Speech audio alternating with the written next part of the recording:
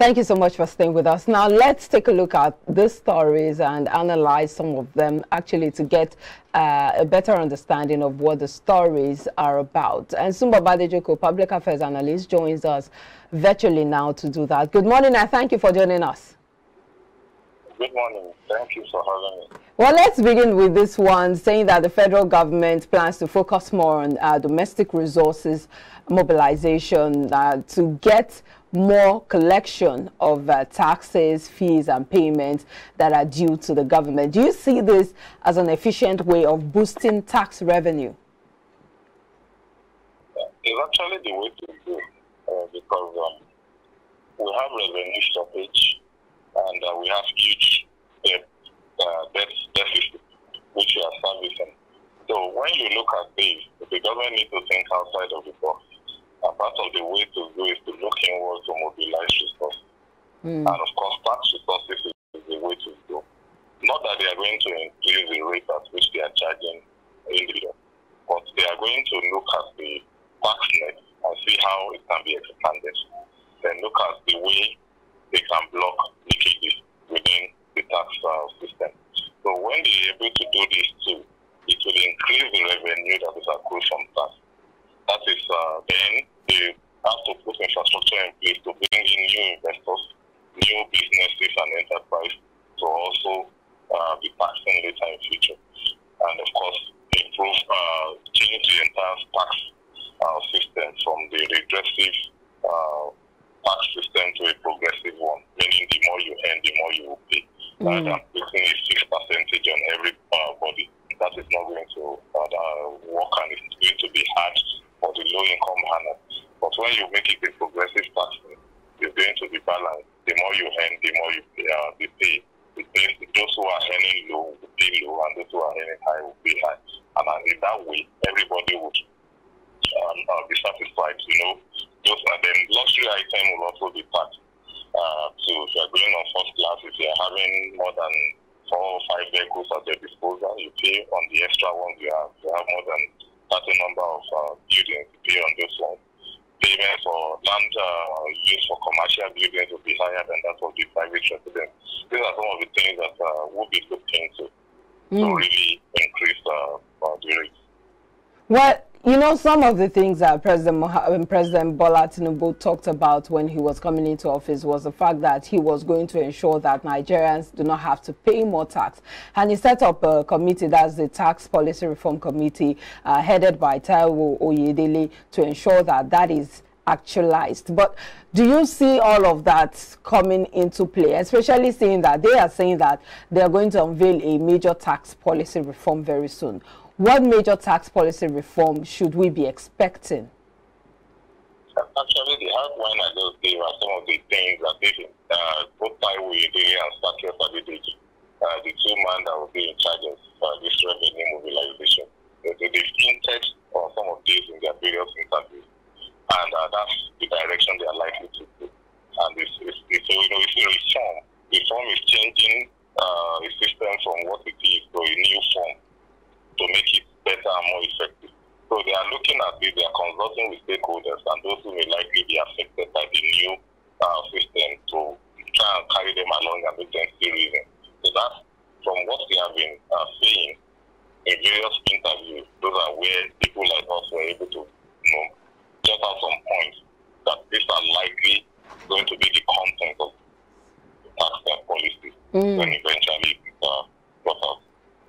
Well, Nigerians would, of course, hope to not have to pay more taxes, but see that those who are not paying their taxes start paying. And Nigerians will pay more.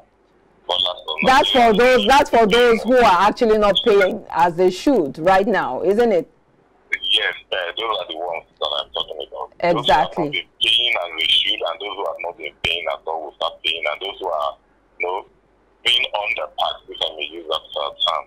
Yeah, so overall, it's just creating a balance to ensure that people are paying their taxes as and when due. Okay. But the flip side is this. You need to also encourage people to pay by ensuring that the tax revenue is being used for the right purpose. When it's being expensive, people will not pay. And when you have corrupt people in charge of the tax mobilization, they will still not pay. They would rather look at, okay, instead of paying this 10,000, let's just give the official 2,000 naira and forget about it. You understand that kind of thing? These are things that need to go away if people must pay the tax. In advanced countries that we're copying this system for, people can see what the tax money. Indeed.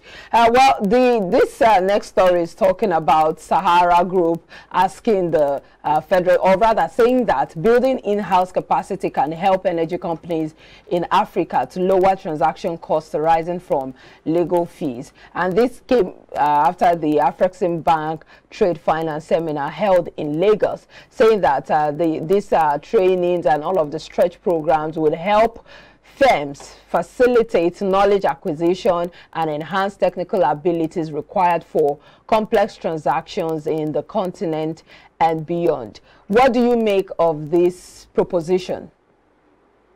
It's a welcome development, but it cannot stop at that. They can't limit it to just organizing conferences and training programs.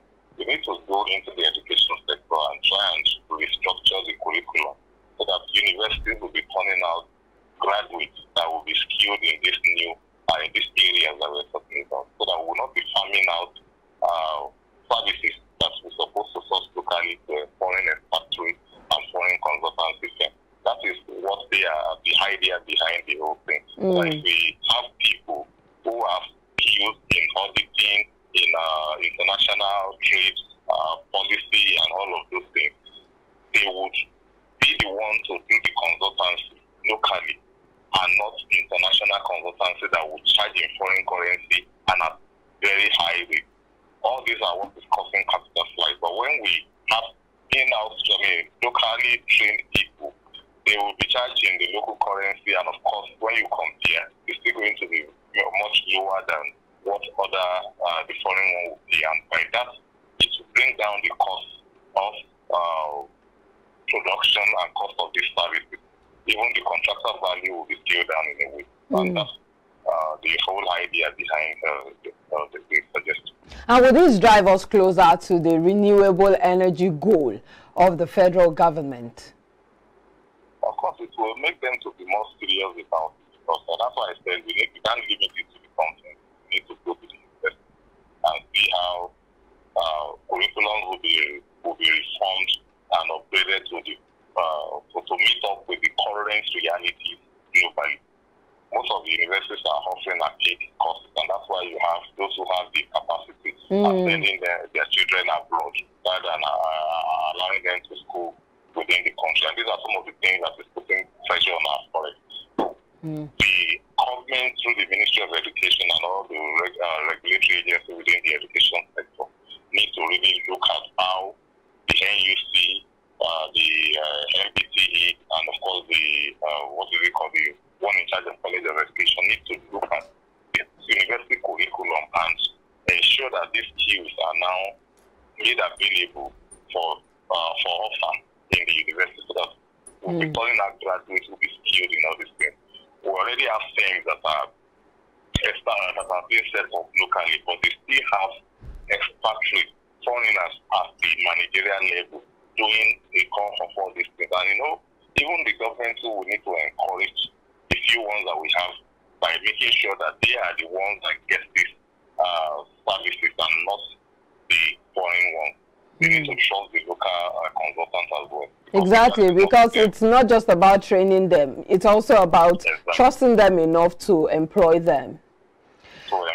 Yes. Well, let's talk about this disclaimer coming from Dangote Cement, debunking rumors in some online platforms that they have embarked on sales promotion and further adjusted their prices. This is in response to misleading report, and it's coming from the Chief Branding and Communications Officer of the Dangote Group, Anthony Chejina, describing the report as mischievous, malicious, and false. Where do all of these reports come from to start with?